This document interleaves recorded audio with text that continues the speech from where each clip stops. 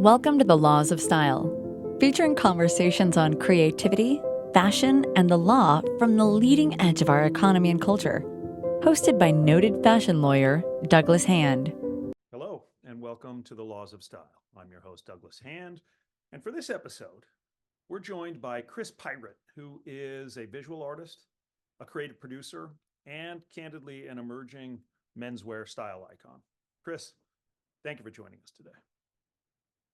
Thanks for having me, man. I'm mad excited to, just talk art, talk fashion, and kick my perspective, my point of view on it all.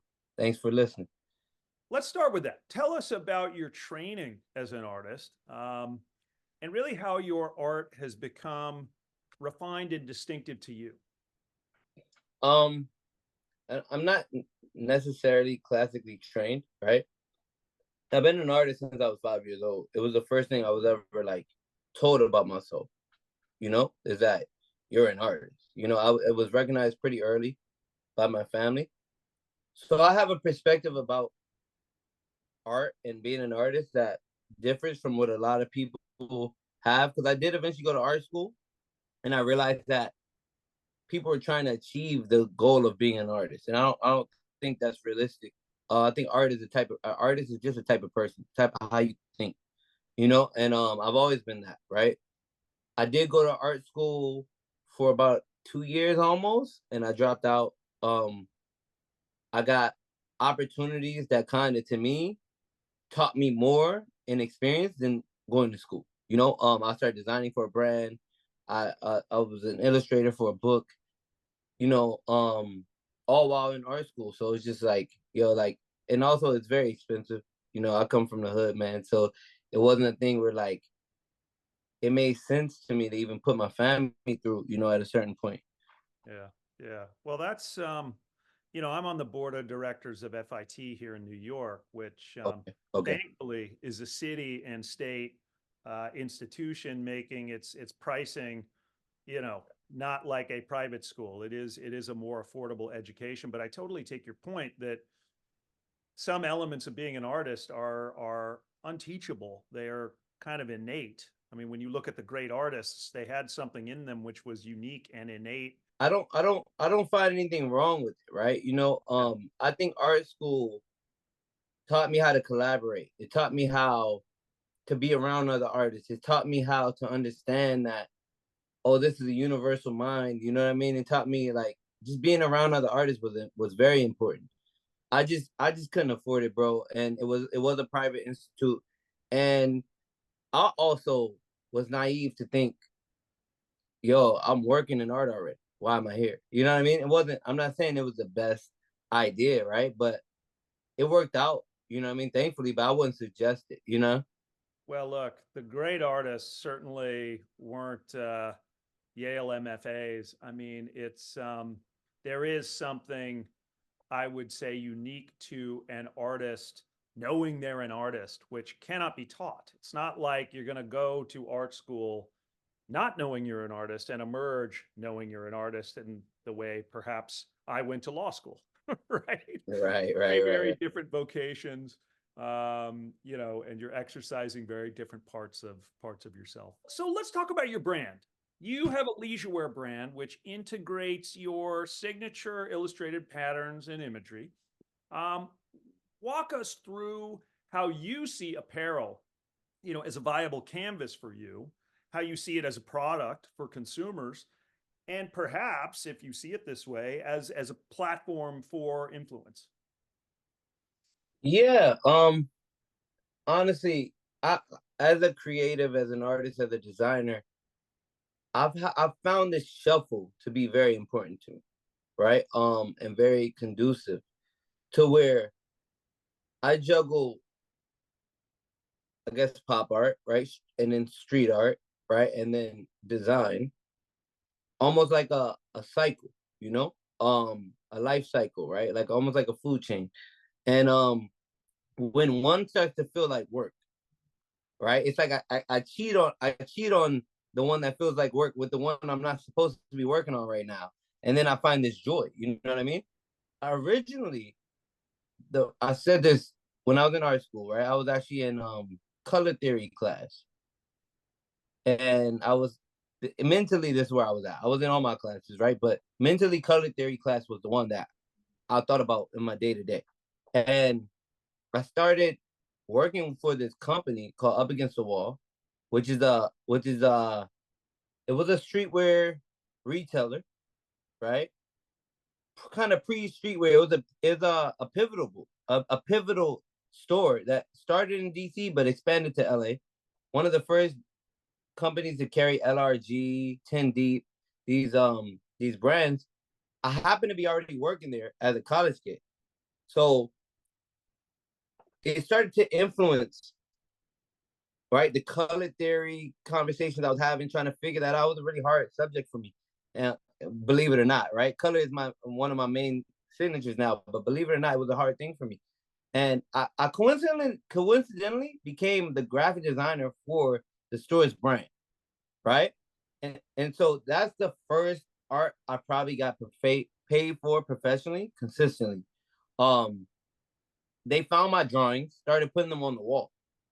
I go to work and I'm like, yo, I don't like that. Because none of these drawings were ideal finished pieces. None of these drawings were meant to be seen. I wasn't happy with them. These are just sketches. I just hide it under the register. And they started putting them on the wall. Customers started enjoying it. And it kind of got me out of my comfort zone. And then that translated to the apparel once they had me design. And basically, it's the first canvas I really had was fashion. And I worked backwards. I worked backwards into professional canvases of illustration, mural, graphic design. But unconventionally, I would have never thought of that, right? I started in fashion. And so I never let it go as a canvas. I never let it go because it's my first. So even when I was more so blowing up more in the mural street art world, I always would make a merch collection, I would call it. I always kept some sort of fashion along with it. And then I got to the point where I was like, yo, I don't just want to do it in that way. I think I got contacted by an agency to do a Uniqlo collaboration. This is right before COVID. And because of COVID happening, they never opened the flagship store that they were going to open, that I was going to be the main artist for and all this. So, but I just kept talking to her. Taiko's her name, right? She represents New York Tokyo, which is a big fashion showroom that brings Tokyo brands to America. They work with Nigo, right? So I was a big fan of all that growing up. So when that opportunity came, even though it didn't happen, I just kept in contact with her and I let her know, like, I also do fashion. Yeah. Like, we don't have to just, maybe you can just help me figure this out. And so that's when I said, you know what? It's time for me to now, I've always kept a merch line alive next to the murals and for the fans, but like, yo, now it's time for me to really approach this as art, as its own thing. And I put my best foot forward, and the ball hasn't stopped rolling for like since COVID, since 2020 is when I started that. So I see it as an important canvas artistically that allows people to engage differently. I'll tell you this. I'll leave it at this because I know that's long-winded. I aim to... It's all the wind you want. No, this is... Okay, no doubt, no doubt. I aim to add an expression to your closet that you didn't have the access to before. I think fashion to me is very expressive, right? I've always dressed in a way that always has gotten attention. Very skate street early on before that stuff was like cool. That same company would source me for the information about these subcultures before they got big. So I learned early that you can say a lot with how you look and how you dress. Mm-hmm. Sometimes I'm not the most vocal person. I'm not the most, believe it or not, right? I don't like to project myself a lot. So dressing could kind of say everything I needed to say, or majority of the conversation. That way, if a stranger does approach me, they already get a lot of me. So the first thing they would say is like, are you an artist? That came from how I dress. You know what I mean? And so it became important for me to see it that way. So now as a designer, I aim, right? Through I see certain people collect my work that I would never imagine the demographic that they're in. And that's why I said, okay, there must be something here that they're expressing something, right? Aesthetically or fashionably that these people didn't have access to before. Because I would never assume they would wear my clothes. They don't have anything close to it. But it's something that I look at it as like paint. You know, you can only paint with the colors you have. Sometimes you get that new orange, or that you only had 3 colors and now somebody introduces orange and you're able to create something completely new that was inside you the whole time. So that's how I see fashion, you know, and the influence of it as an expression. One of the great things you're articulating here is that as an artist, you are, in a sense, gifting non-artists with the ability to artistically approach their personal presentation. You are creating that new orange for somebody to have in their closet, or that new burgundy, or whatever it is, something that they perhaps couldn't envision, but now it has been realized, and now they can take it and pair it with whatever else they have as their own artist to their own canvas, which is so powerful and has got to be gratifying to you. Amazingly gratifying, bro. If I could just give you one example, do you mind? Not at all. So I have this older Caucasian woman with like glasses. She looks very middle of America. Like, not, I'm from DC, right? Like it's kind of progressive, right? She looks, and look, if she's listening, I don't mean this offensively, but she looks very, I don't know, like she has a very, very specific look to her that speaks to a certain demographic I just didn't think cared about my work. You know what I mean? And you know, even her age and everything, you know what I mean? And I didn't know she was at my work. I didn't know she was at my events for a while, because I wasn't realizing, like, yo, so I want to say the first time I noticed her, she was looking at my painting at this event I had. And it was actually a fashion and art event. We were allowing early retail for the fashion collection, but at a mural unveiling, right? At this place called Maquetto. And she's in there and she just looking at my mural. So I speak to her. I speak to everybody. I like different types of people, right? I didn't know they liked my work, right? So I speak to her and she's like, yeah, like, I can't wait for the bag to come out. And I'm like, huh? And she's like, yeah, I have your puffer coat, but I know I'm waiting for the matching bag. And I'm like, huh? I thought she was just an onlooker because it's also a fine dining restaurant in DC. So there were a lot of people who are outside of my typical demographic that I would assume. So, you know, in a flattering way, she gives me, you know, like a librarian or something like this. You know what I mean? Like in a flattering way, right? And so, bro, like, to the point where I'm painting another mural in the middle of the city, and this girl collects my work, walks past. She's another girl that not in my typical demographic. She walks past, but she's very vocal about it, right? She's a production. She works in Hollywood, right? So we know each other now, but she collects my work, and she's not my typical demographic. She's actually walking past with my jacket on already.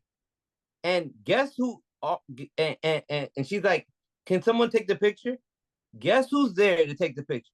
The same woman from the past event, because she came to this mural. And I'm like, you know, it's a city. There's a lot of people, and people who are very archetype presentation, you can lose them, right? You know what I mean?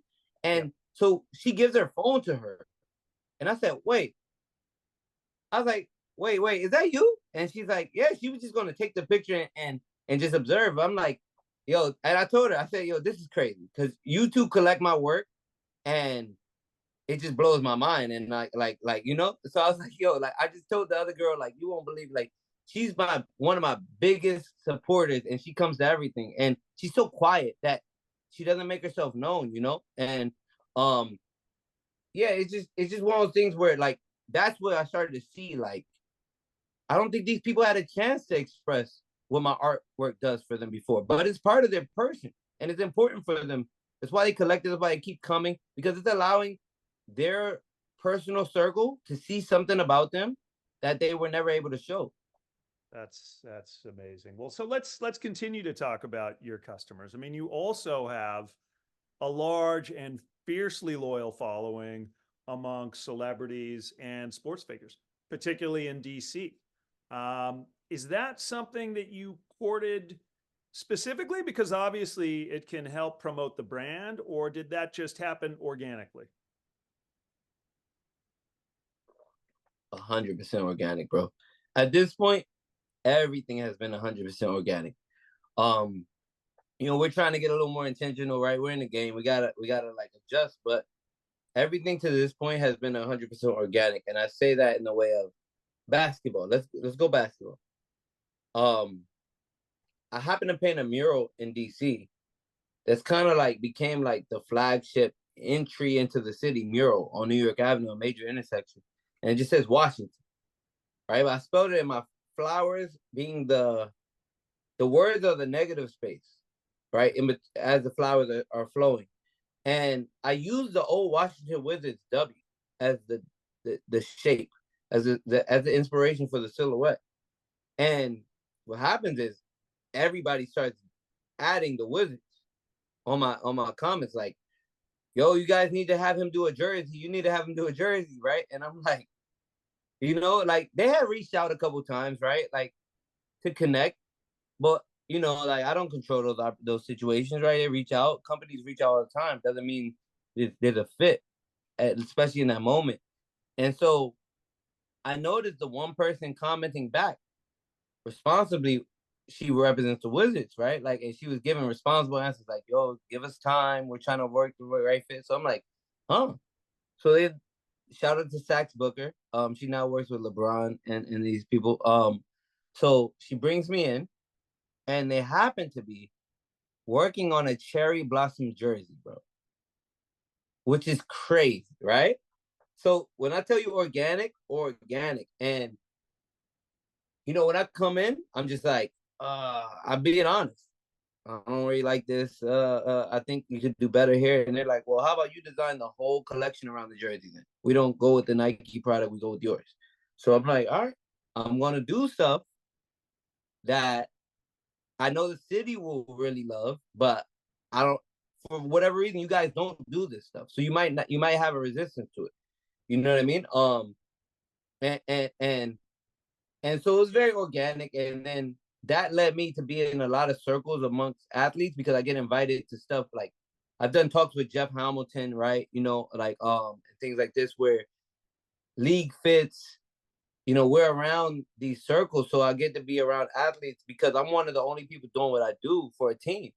So I get invited for all these talks, and then I get invited to NBA Con. So more and more athletes kind of surround themselves with me, and then they start to identify with it. But I'll give you an even better example of just celebrity. If you go to my page right now, I have this pinned on Instagram. I have this pinned video with Kodak Black, right, wearing my jacket, right, and then on the other side, I think it's Coy Leray, right. But Kodak Black, both of these are extremely organic. Kodak Black, I was doing my second year as a featured brand at Complex, and we're about to close the booth up, right? My guys are packing everything up, and this young lady who comes, and she's like, she just buys one of everything, right? And then I had just dropped my first independently designed and produced shoe, so she buys one of absolutely everything, and she says on her way out the booth, after purchasing it full price, all that, she says, Kodak Black might wear this. And I'm like, so as you walk away, I go flag her down, like, hey, excuse me, like, what did you say? And she's like, Kodak might wear this. I don't know because he only wears what he likes. So I'm like, I don't even know if that's real, but it seems real because you didn't ask for a discount, right? So like, I'm kind of confused, right? Because people say stuff all the time, right?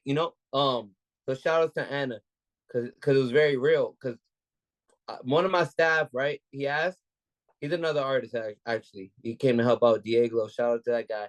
But he asked to go watch Kodak because he says his favorite artist. So I'm like, go ahead, bro. We'll close up.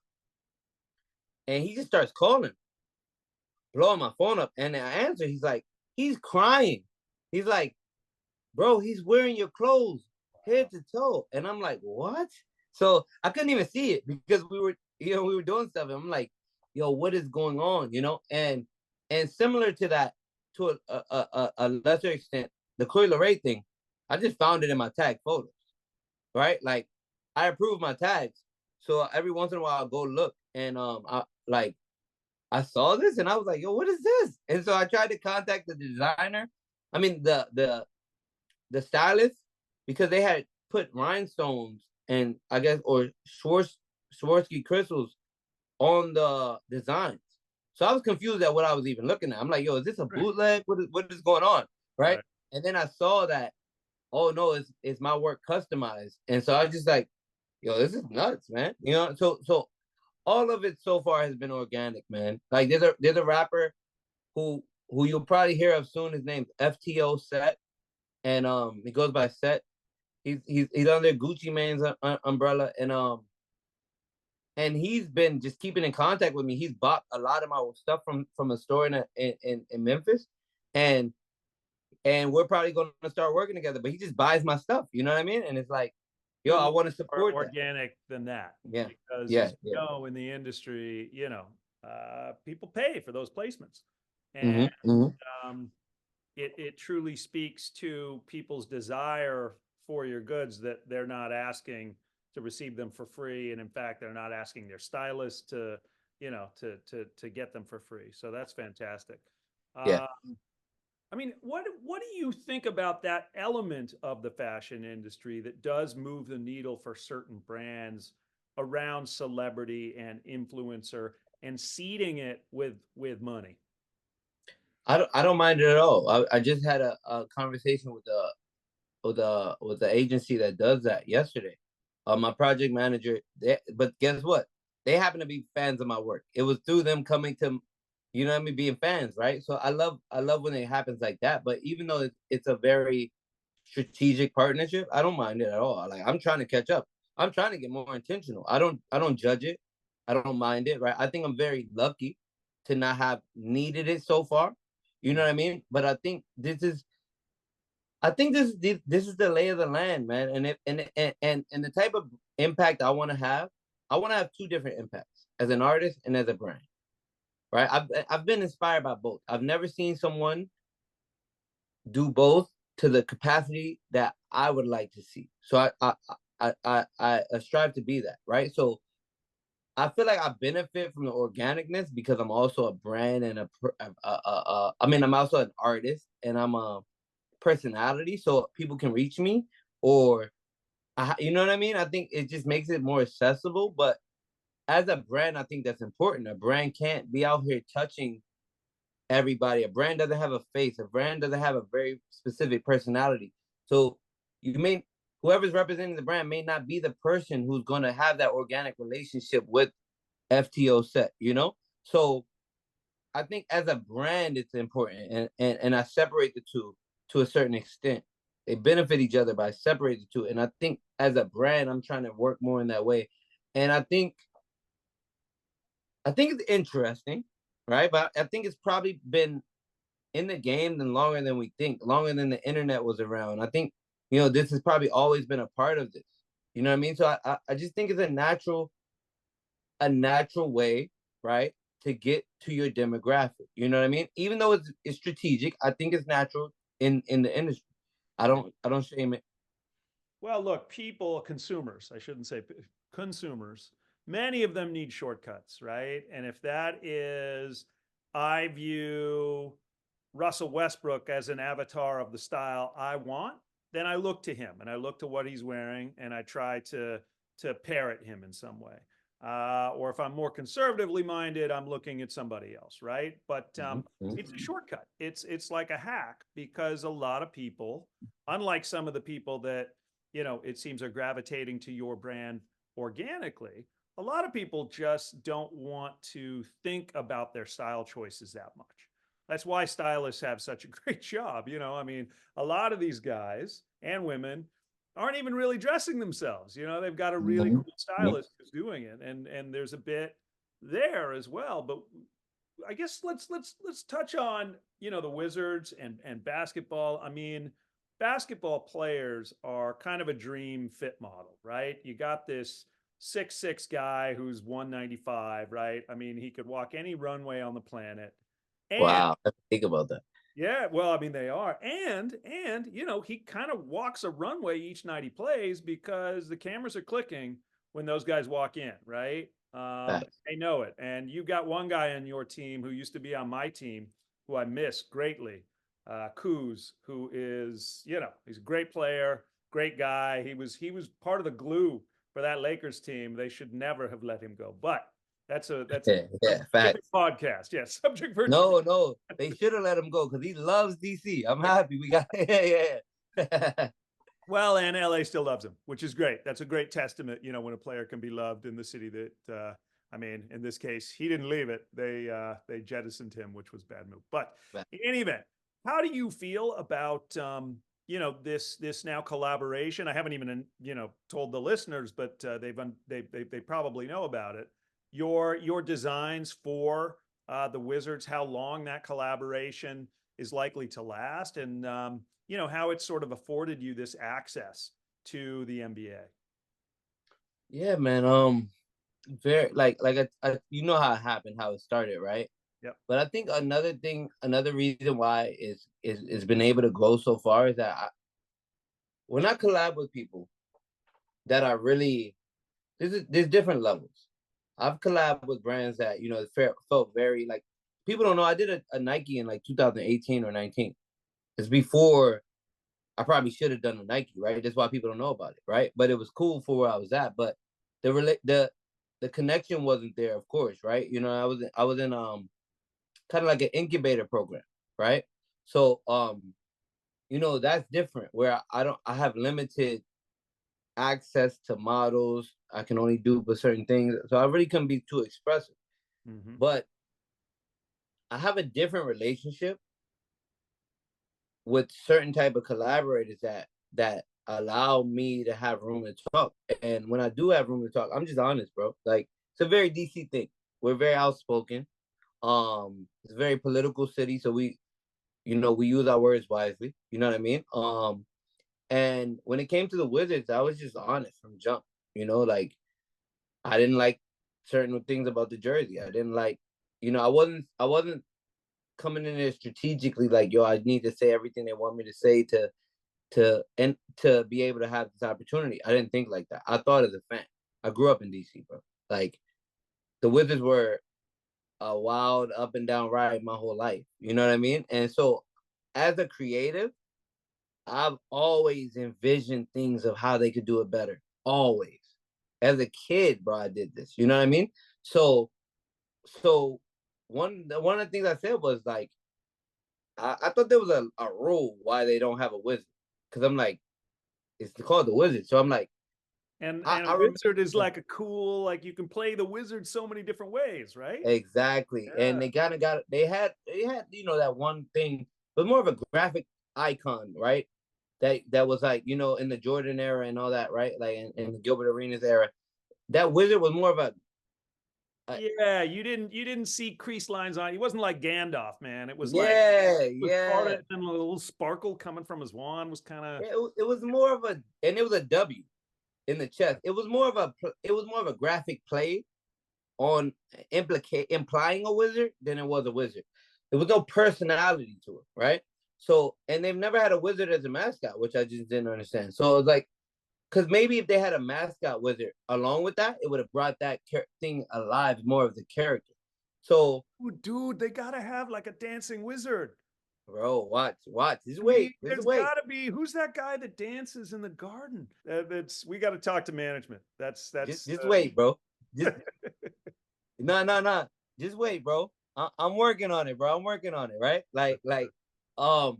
So yeah. One of the first things I did was like, yo, like, hey, like, I'm an illustrator. I'm gonna need to make a wizard. I didn't know if they were, and they were just like, sounds good. So I was like, all right, okay. So what I did, if you look, I created a brown skinned wizard, right? Which I knew, I don't know if they were gonna feel comfortable with it. I didn't ask questions, you know what I mean? I designed the wizard that I knew the city, DC Chocolate City, even as it gets more transient, people love the idea of go-go, the original music of the city, right? Like this very, even the transients love the idea of what DC is at its root. So I knew that it wouldn't bother the transients, right? But what happens oftentimes is that people do things with the transients in mind and it bothers the natives. So I knew that, like, if it plays into the strength of what DC was, this is why people come here. They like it. You know what I mean? Not going to scare them away, right? But it will make the natives proud if I do something that represents them. DC was called Chocolate City before it was Bloom City, you know? And so I wanted to speak to both. I already have the bloom. Everybody knows, associates me for flowers. So like, but I want this wizard to feel DC. I wanted to have an attitude. I wanted to have a mysteriousness that politics creates, right? This is why his brim is like that. You don't see his eyes. You know what I mean?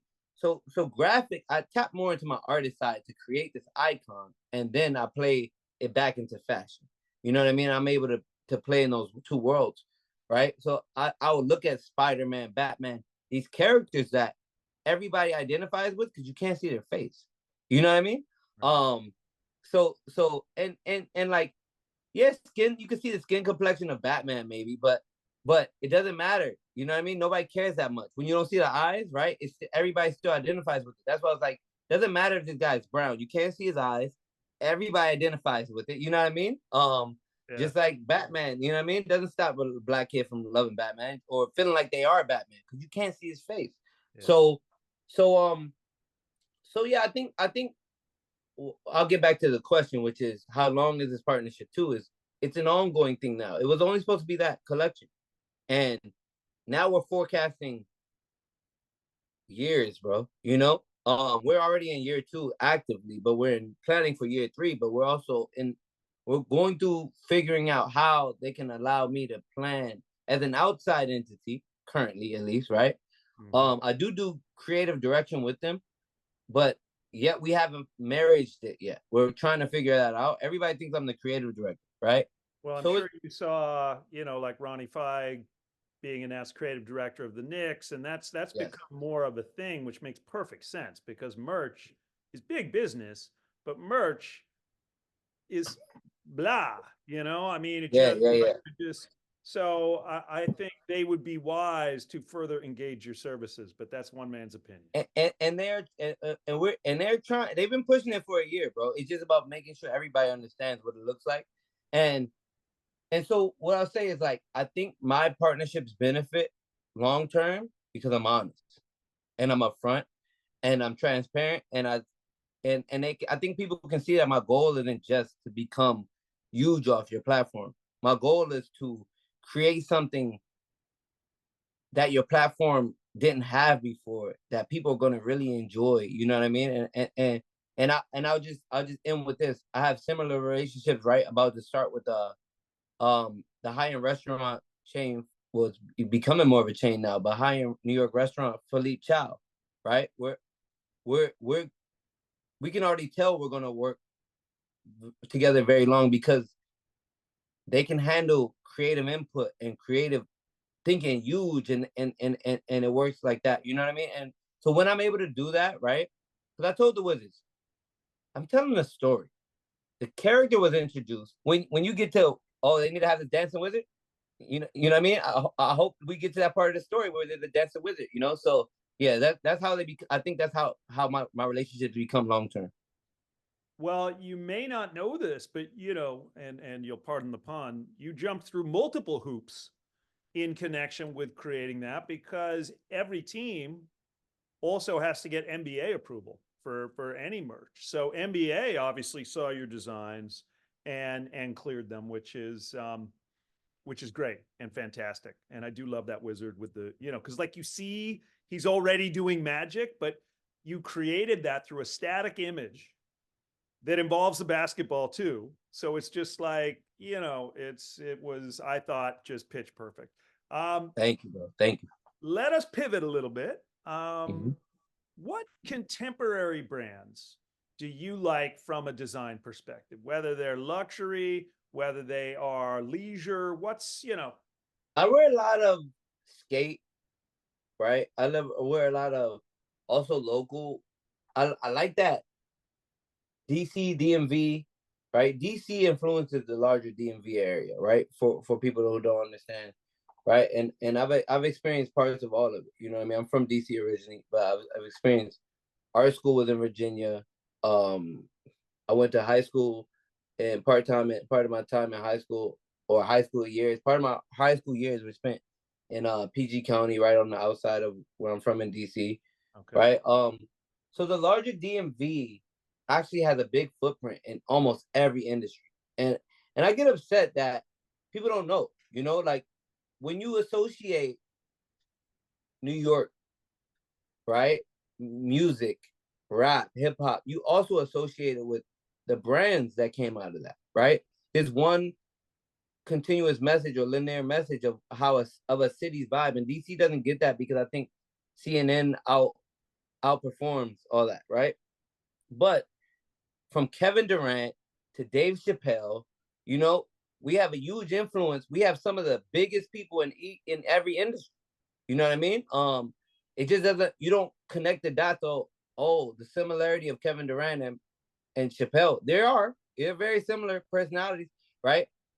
You don't know that they're from the same place, so you don't start to contextualize the area and the vibe of the area, right? So I aim to change that, right? So part of the reason why is because we also have a big presence in current fashion, and I'll say that with more in skate, right? But one of the bigger skate brands right now is Carpet Company, and they're out of Baltimore, but they're heavy in Maryland in general and in DC. And the other one I'll say I wear a lot is Stingwater, who's also I think he originally was in Virginia, you know what I mean, but he skated out of DC. Okay.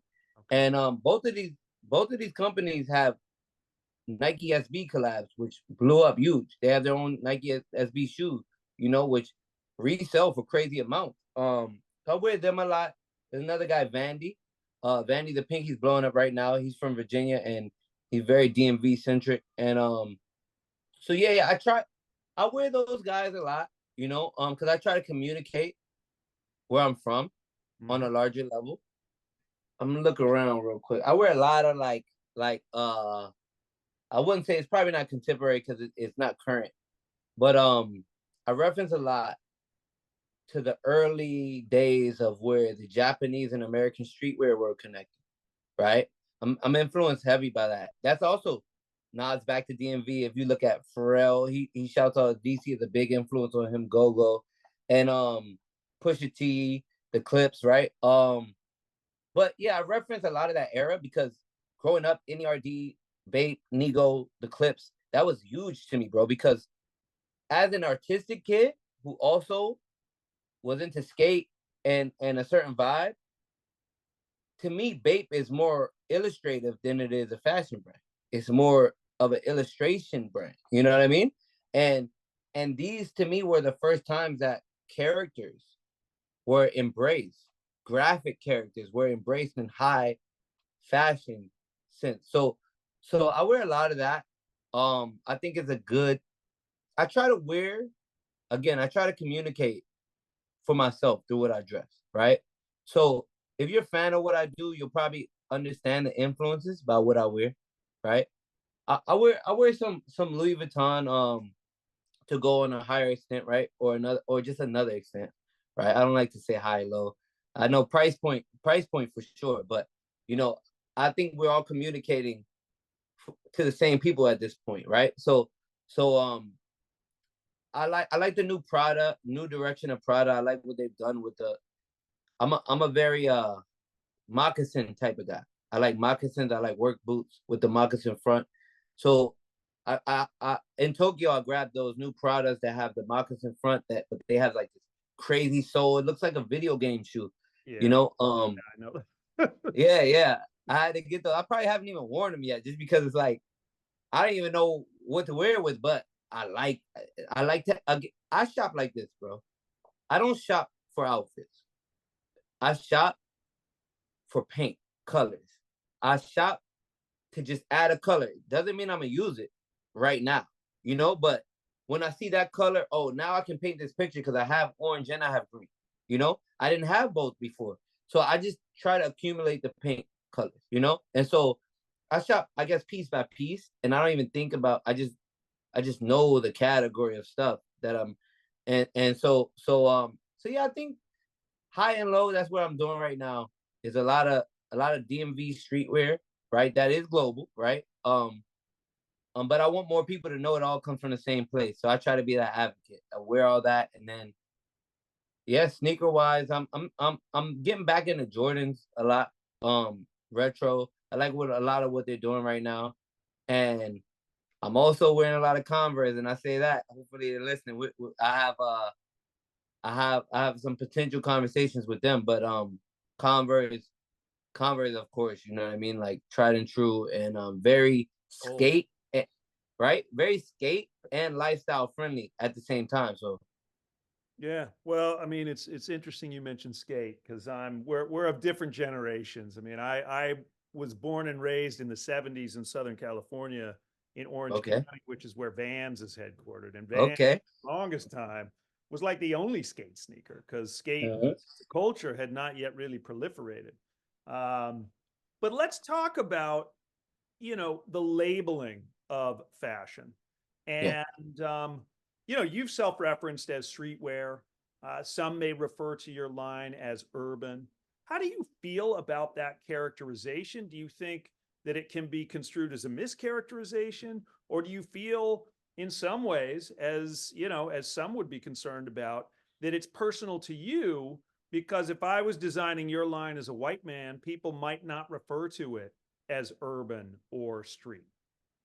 yeah. I think they may still refer to it as streetwear, but probably not urban, right? Um, so I don't like the idea of the urban, right? Expression of it. I feel like I don't even think that's a real fashion category. You know what I mean? I think it's something that was created just to house something that wasn't understood, right? I think that eventually became streetwear, right? You know what I mean? But that's when more probably non-black people started to entertain it, right? And then it became streetwear. So I like streetwear. I like it. Yo, I'm from the street, bro. Like it's what we wear. You know what I mean? And I think it gets as simple as that. You know what I mean? And I like streetwear. I'm not against that term. I know a lot of people rebel against it. I know there was a whole Virgil thing about streetwear dies or whatever. I don't think it's possible because the streets is where we all travel, where we all, like, where the average person is able to see fashion is on the street, you know? And so you're gonna be influenced and you're gonna see a lot of people who are like that's their day-to-day life. You know what I mean? Even if you're working in an office building, you know, you'll have to engage with streetwear because you got to walk from your car to there if you're in a big city. Maybe if you're in somewhere like remote, probably not. But I'm just saying in the places where fashion congregates the most, right? Um, and where style congregates the most, right? I spent years in New York. You know, New York can help you understand streetwear a lot because it doesn't matter who you are. You're probably still riding the train because driving sucks. So you engage a lot with day to day. Where some places people don't experience skate kids. Some places people don't experience eccentric dressers. Some places people don't experience artistic minds. But in a place like New York, you have to experience it all. And so I love the term streetwear, bro. Like I do think what I do is a little more elevated. I just don't like to price it that way. I'm heavy with embroidery. I always hide things in the design. Um, you'll see it's getting it's I do aim to be a more elevated only because I want people to understand that it's still art. Yeah. It's streetwear, but it's artistic streetwear, which I think you have the Murakamis and the Kaws, right? Who have laid the groundwork for that. But I don't think I think if you pardon my French, fuck or F, if you gotta blank that out. F urban. I think the subcategory that needs to exist, which doesn't speak to the same thing, right? But I think streetwear speaks to that. I think the subcategory that I need to exist, and people like me need to exist, is artist-based or art-based streetwear, right? Or art-based design, right? Because you have the, like I said, you have the Murakamis, the Cause, and other people who are, who are coming into that, but it hasn't been able to be subgenre yet. Yeah. So I think that's what I aim to help flush out that as a category, because I don't want to be in high fashion necessarily, but I do think it's elevated streetwear, but more in an artistic direction, Yeah. Which have often been called just sort of artistic, like Murakami, artistic collaboration with the brand. So it almost diminishes the artist and keeps them in that box of artist, as opposed to acknowledging that the garment, or in his case, and often, the accessory, is the canvas. And, Exactly. A challenging canvas, but one that... And I think part of that is because they're not often known for having their own fashion houses or fashion brands, Yeah. Like, and so that's why I've always kept both.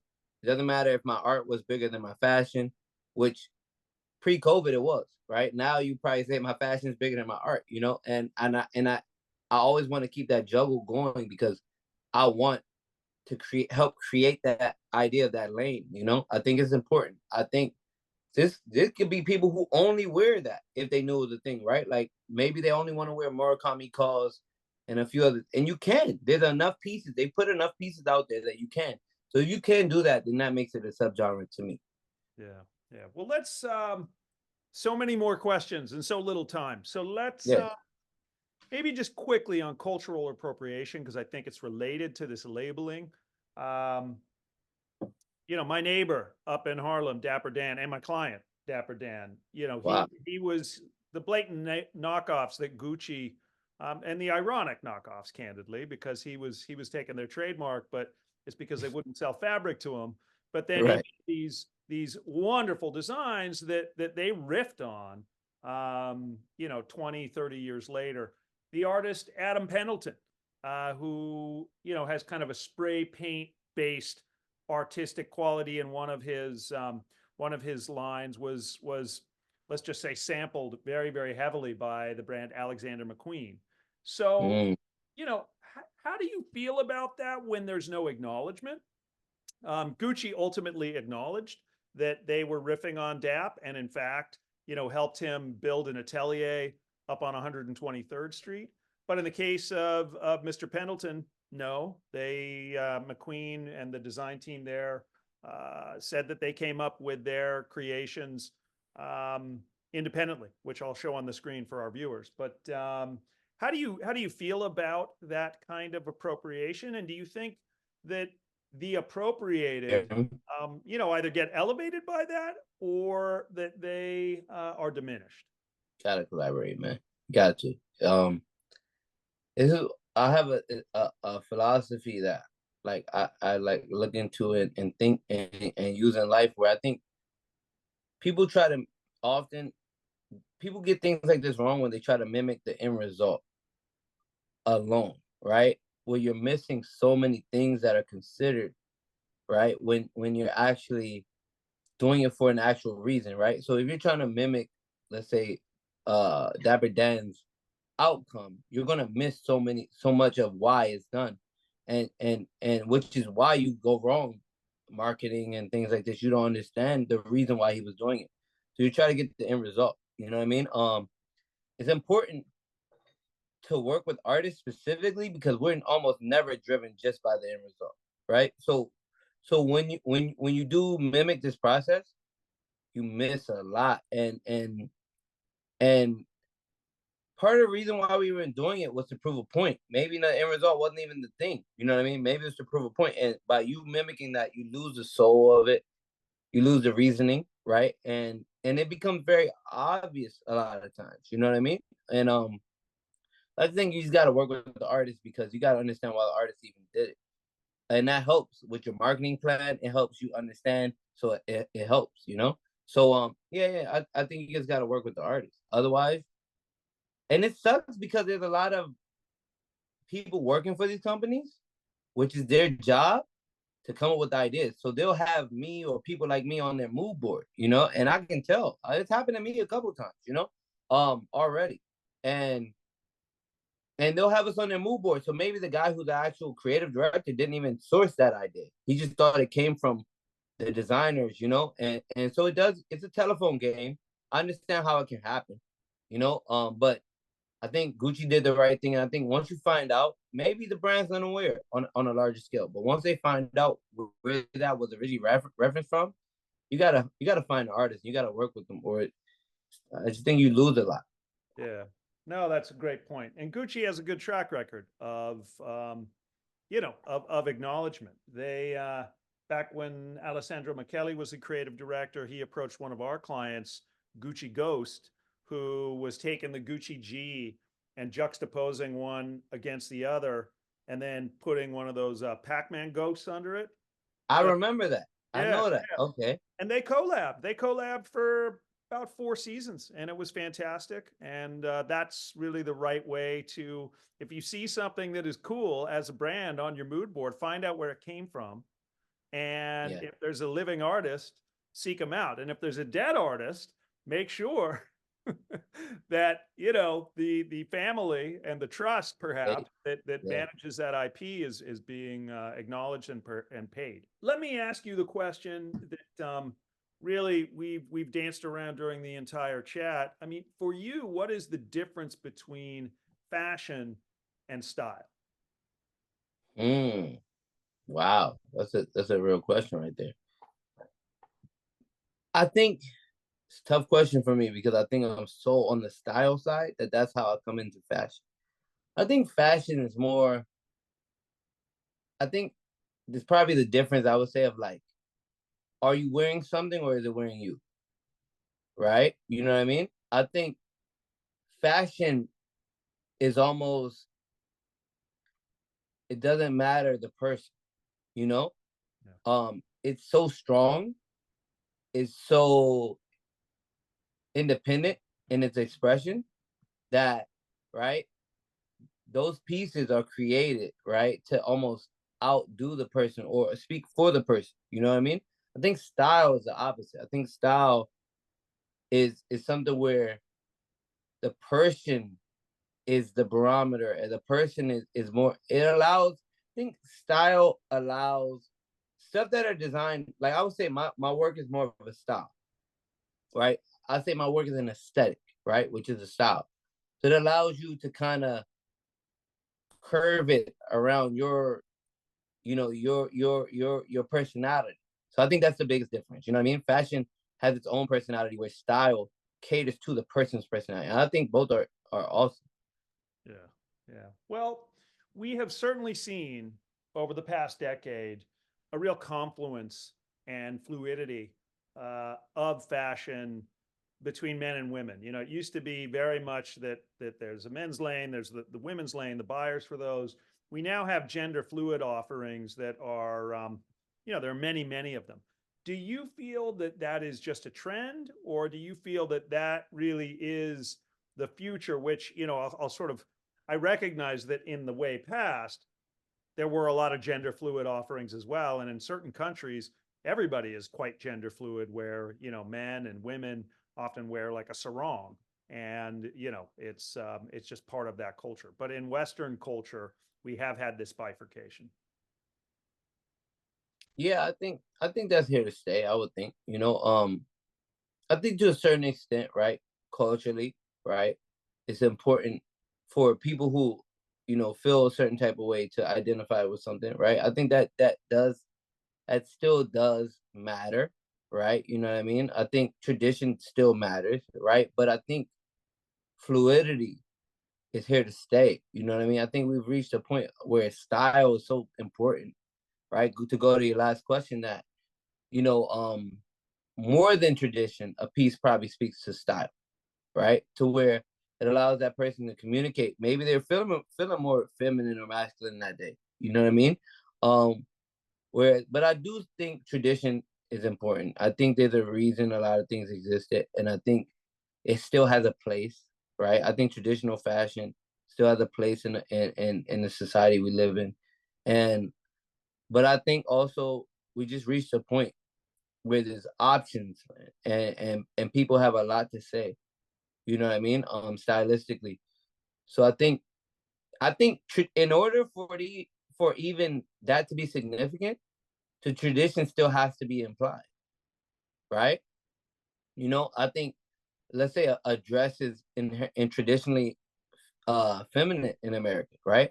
I think for it to stylistically be important, it still should be acknowledged that it still meant that, right? Because maybe that's what the person's trying to say. Maybe it's a male trying to say something, right? But if you lose that traditional to it, and we just rewrite the past, then these things lose a lot of even the message that even the irony. Sometimes the irony is the message you're trying to, trying to, I guess say. And so you can't do that if it loses the original context. So I think both are important. But I think options right now in the way we live with social media, I think people have a lot to say. And I think it's important for how we're coping with how society's changing to just be able to express in a way through how we look. So I think both I think there's reason for both, but I think we're gonna stay here. I think the unisex. I design unisex. I think we're gonna stay here. Yeah. No, that's great. The notion, the reality that garments are charged with um, legacy and meaning and history, and if you completely make them anodyne, then you can't say much through your choice of dress. No, Exactly. that's well taken.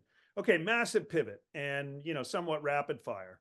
Um, because you've done so much work with the Wizards and NBA, I mean, I'm curious, putting the Wizards uniform aside, what colorways, whether it's NBA, MLB, NFL, like what teams' colors do you think? Because, like some people, I got friends who are like, oh, Padres, man, I love that brown with that mustard yellow or what, like what for you? Give me your top three teams all time.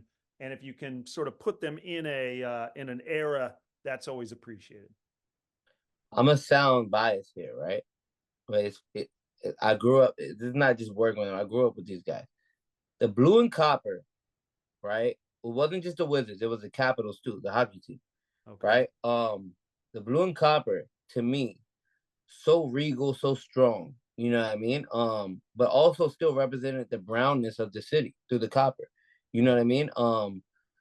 And it to me, it said nation's capital without saying red, white, and blue, the obvious. You know what I mean? I think that was I think it said nation's capital just through straight royalty. You know what I mean? So I think that was awesome. Um, I like the Seattle Mariners. I've always liked them, right? Like, It's colorful and and yeah, the Seahawks, they sort of both have that. yeah. That I didn't realize that. I didn't put that together. You're right. Wow. Okay.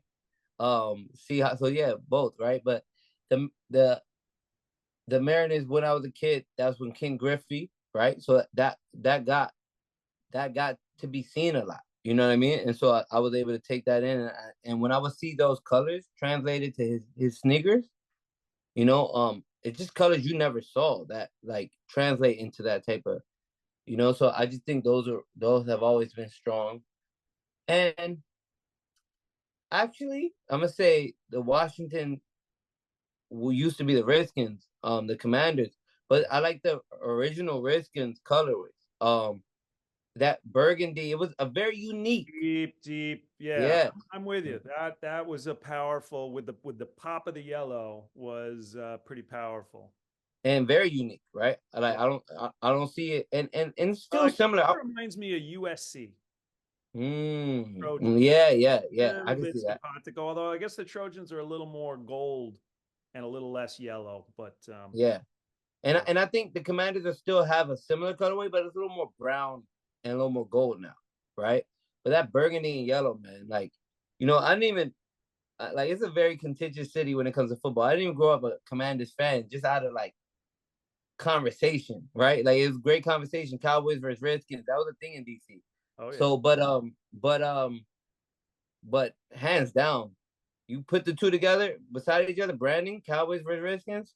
The Redskins had the more, and the Commanders, you know, they had the more vibrant, the more distinct, right, branding. And I just think also I like that it communicated the brownness of a city, of Chocolate City. You know, I just think certain times where a city's communicating things through colors is strong. You know, like you know, I had never even realized until now, like, because I work with both of them, the Commanders and the Wizards, right? But both had that copper, burgundy, you know, thing going. And now just as a designer, I realized, oh, that was communicating a message, you know, whether it's subconscious or not, it was communicating a message. So I like stuff like that. Yeah. No, I've always admired Pittsburgh for having three major sports teams all with the same colors. Um, and to a degree, I mean, in New York, we have more teams, but when you look at the Knicks, the Mets, the Islanders, and that the colors really of the flag of New York, it's, I mean, you sort of get that there is a I theme there. didn't catch that, bro. I did not catch Yeah. that. Yeah. Because I always thought the Knicks blue and because just as a designer working with the NBA, I'm like blue and orange is tough to work with, right? But now when you say the Mets, I forgot. I'm like, oh shit, because you I more so compare the Knicks to the Yankees, so I don't see that. But you're right with the Mets. That's where it is. Yeah, Yeah. yeah. Yeah. No, and it's somewhat ironic because if you are a Mets fan, chances are you're not a Knicks fan, you're a Nets fan because the Nets Yeah, are Brooklyn across the river. And so it exactly. doesn't really line up, as well as the Islanders. So it gets a little, and I always find those teams like the Giants or the Rangers or the New England Patriots, like if your colorway is red, white, blue, and gray, you have not made any choice. Like that is the choice of no choice, right? There's just Nah, I not agree. I making agree. yeah. I agree. And this is why when you see me do the wizard, my wizard character, I use the old blue and copper. Like the current thing is red, white, and blue with the Wizards. You know, it's more hinting back to the Bullets. That's what they're doing. Yeah. You know what I mean? But as my influence hopefully grows, you know what I mean? We can claim that colorway that was unique to us. You know what I mean? Oh, I love the way you articulate it. Okay, so quick and rapid fire. I'm not rapid firing quickly enough. Um, you're putting DC aside because we have talked Yeah. DC a lot. If you can, Hmm. your three other cities for personal style. Okay. Yes. Easy. New York, Tokyo. Well, I'll start this Tokyo because it was Tokyo first. New York, and then Miami. Surprisingly or not enough because I don't think it gets enough credit. Not too Right? surprising. There's a Okay. definite Okay. style there.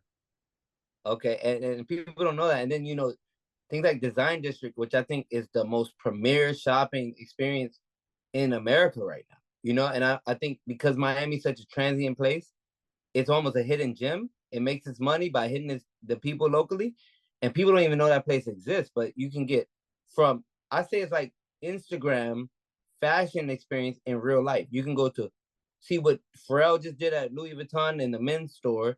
You can walk right down the street to an independent brand like Gallery Department and grab this stuff like or Eric Emanuel or a Palms Angel or a Dior all in like 6 to 8 blocks, you know? Yeah. So Tokyo first because even before I ever went there, that as a kid seeing the Virginia skate movement bring bait to America, and me as an artist seeing art on clothes is where the light bulb hit, you know. And then especially characters, and I was already influenced by Japanese like anime and things like that. So to see a Japanese influence be the artistic style that influences a fashion wave, it's perfect for me. I was skating too, so Tokyo first, then New York because I went there and I really experienced it, and then Miami. But don't sleep on DC, man. We were on New Balances since I was like a little babe. Love it. All right. Well, Chris, we are unfortunately out of time. That's a wrap. It was really great chatting with you. And Same, thank same. you to everybody for watching. No doubt, it was a pleasure, man. All right. Bye now. Bye. You've been listening to The Laws of Style with Douglas Hand. For more information, go to our website at www.hballp.com.